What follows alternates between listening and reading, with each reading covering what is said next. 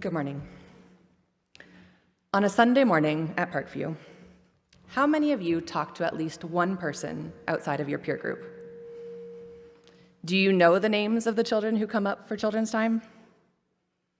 Do you feel intimidated by those with white hair, or perhaps those that are in high school?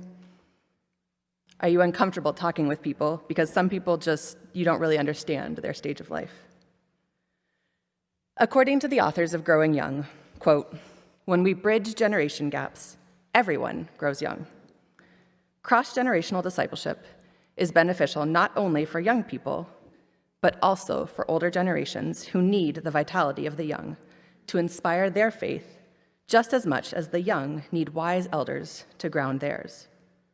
Faith, after all, is not just passed down, it's passed around, end quote. If intergenerational relationships will inspire mature faith in our young people, and those of mature faith will benefit from the energy of the young, what are we doing here to facilitate these relationships? Here are some examples I've observed as being strengths of intergenerational relationships at Parkview. The mentor-mentee program has recently been revitalized. Middle schoolers have the option to identify adults who they'd like to be their mentor, and facilitators make these matches happen.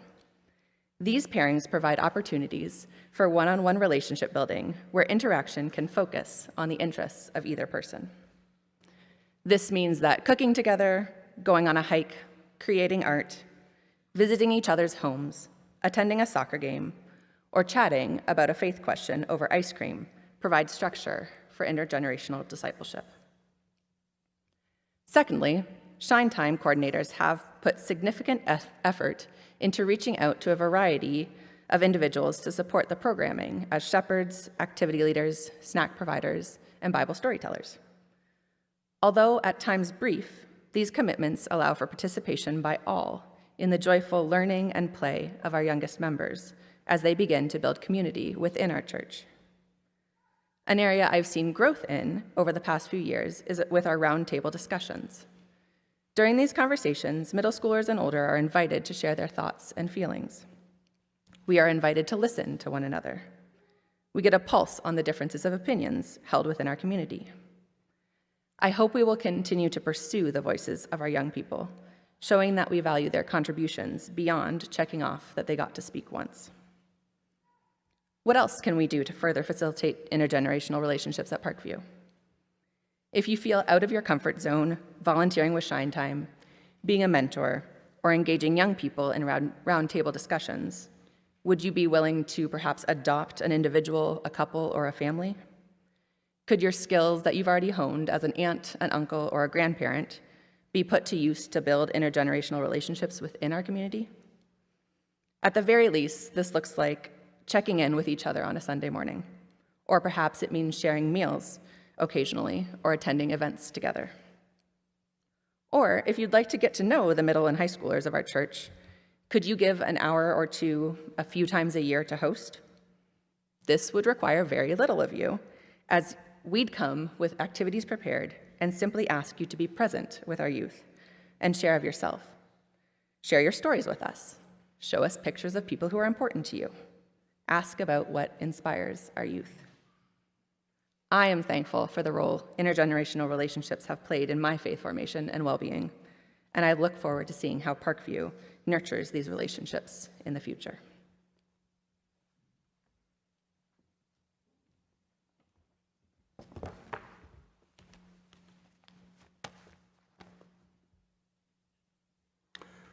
The book Growing Young is to help us make for a forever impact on the younger generation,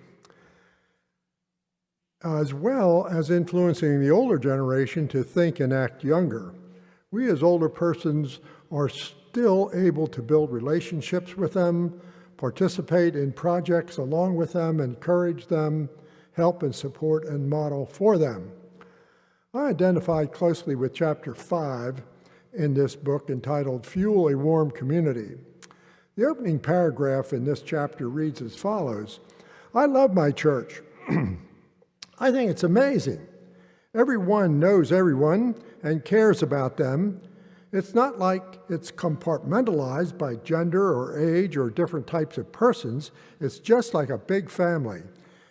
And it's not the preaching, the music, or the worship style that completely determines what the church is like. It's the way we interact with each other, our shared life. The interpersonal and intergenerational relationships are good and need to continue. The acceptance, the care, the welcoming, the authenticity, the interaction between Sundays is what makes it great. In this type of environment, more serious conversations, such as Bible study, a sense of belonging can take place. An exploration of faith can and does occur. Good relationships can and do lead to staying power. This kind of ministry reflects the parable of the body very well. Many parts, all working together to do meaningful things. Here at Parkview, we do work together well. We worship together. We learn together intergenerationally.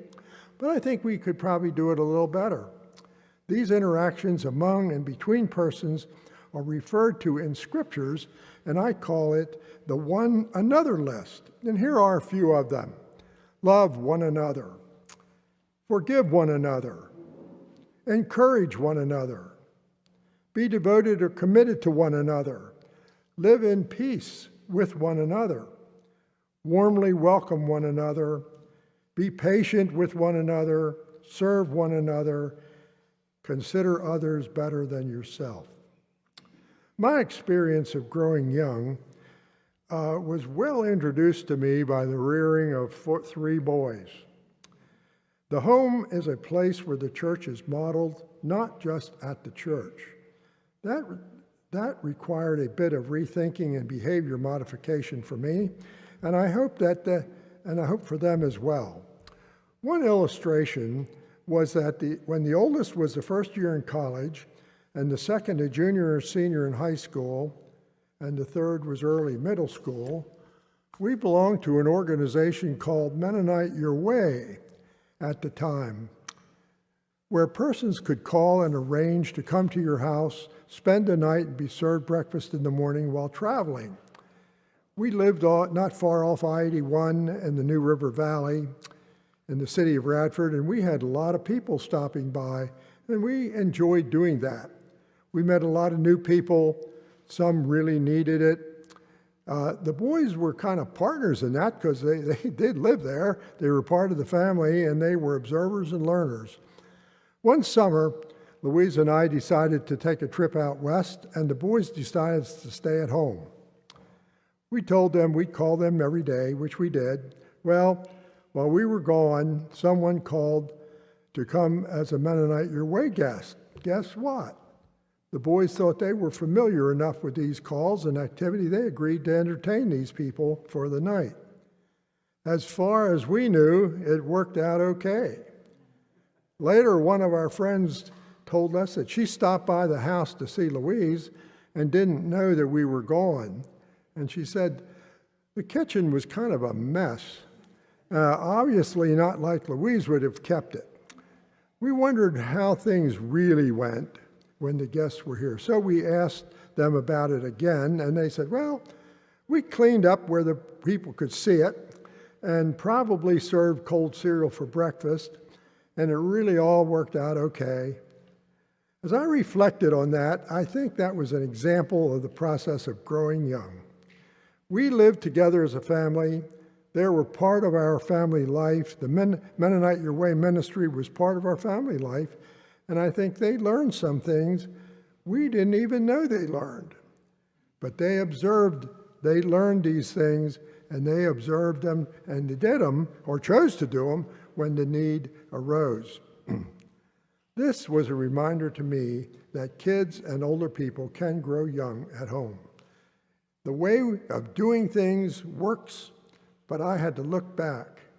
I would not probably have chosen to put them in charge of something like that, but they grew up in a home where community work occurred, and they helped to do it. So, as adults, I'm thankful to say that these guys have chosen to be involved in service and community professions for which Louise and I are grateful.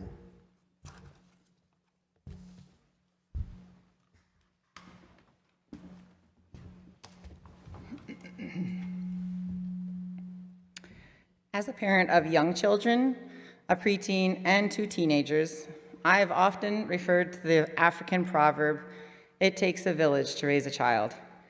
I see how even small interactions that adults in the church and community have with my children that make an impact, especially if they see an adult consistently making an effort to connect.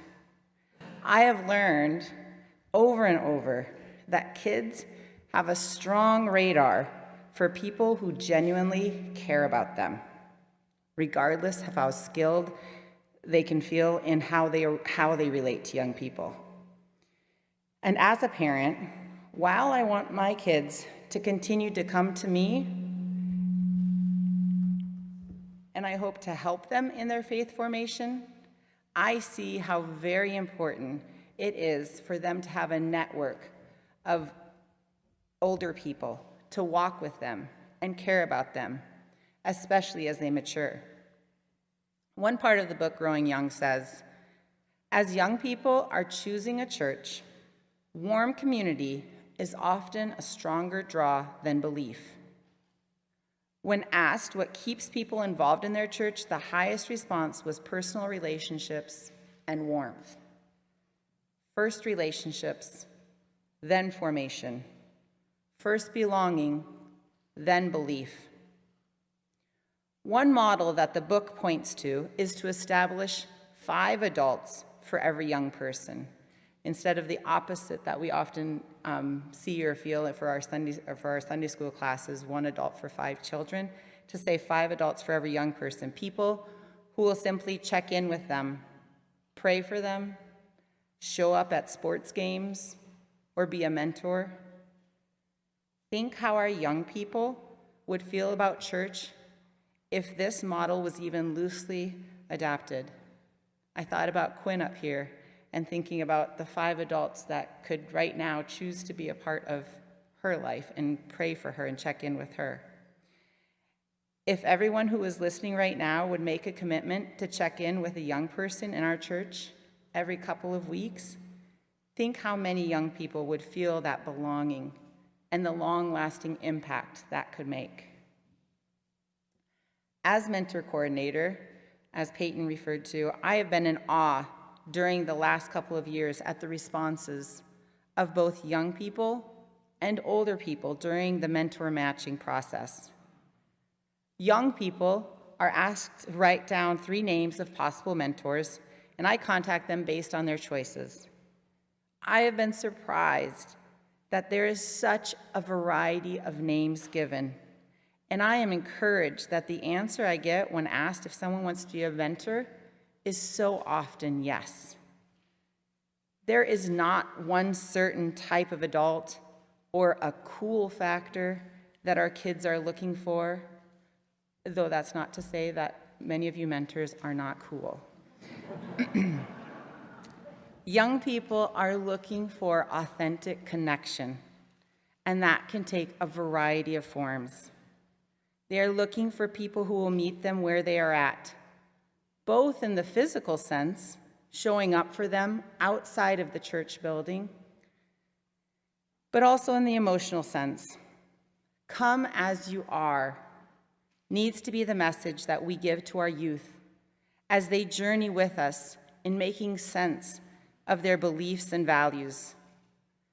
This kind of journeying with our young people may result in more conversations and less conclusions. It may be uncomfortable, it may be messy, but it can be real, and it can serve to draw our young people in instead of pushing them away. Take the story from Luke that was read earlier. Think about 12-year-old Jesus staying in a town without his parents around. Who took care of him? We can assume that the faith community put him up for the night. feeding him during those days that he was away from his family. And as a parent of a 12-year-old boy, I can say he probably ate a lot. He was welcomed to their table 2,000 years ago in the same way that churches today who want to grow young need to welcome and embrace our adolescents and young emerging adults.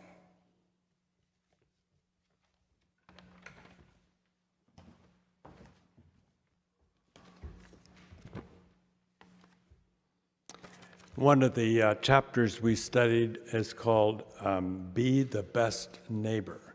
And it's a sign of a church that's growing young is a church that knows how to be a neighbor. And one of the quotes that I like, which I'm going to tinker with the quote a little bit, is it says, churches that grow young neighbor well. Okay, as an English teacher, I don't like that sentence very well. You take neighbor and make a verb out of it. I mean, okay, so churches that grow young neighbor well. They know how to relate to the surrounding community. So that's number one. Number two, they honor what's good in the culture. Number three, they make the world better through service, through activism in peace and justice. And lastly, they respect the journey as much as the destination. Service projects, for example, the act of going and being together and doing something is part of the value of it, in addition to what you actually accomplish and what kind of service you perform.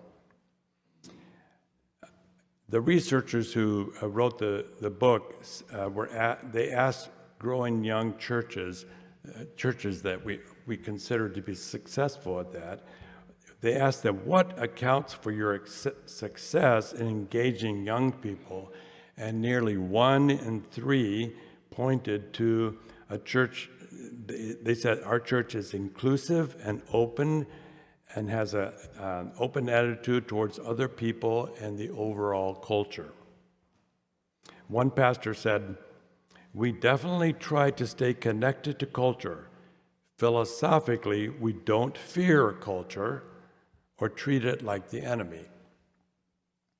Researchers also found that when growing young churches were asked what made their church effective with young people, nearly 60% said service practices, or generally just being outward oriented.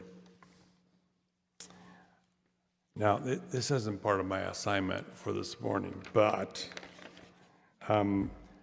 we just have to acknowledge that we are very fortunate to have Mariah on our pastoral staff, and she's already doing a lot of the stuff that the book talks about through the youth group, service projects, kids club, involving young people in the worship services. But our challenge for all of us here today, for all of us in our church, is to get involved ourselves, and not just leaving it to Mariah, but for all of us to get involved in growing young.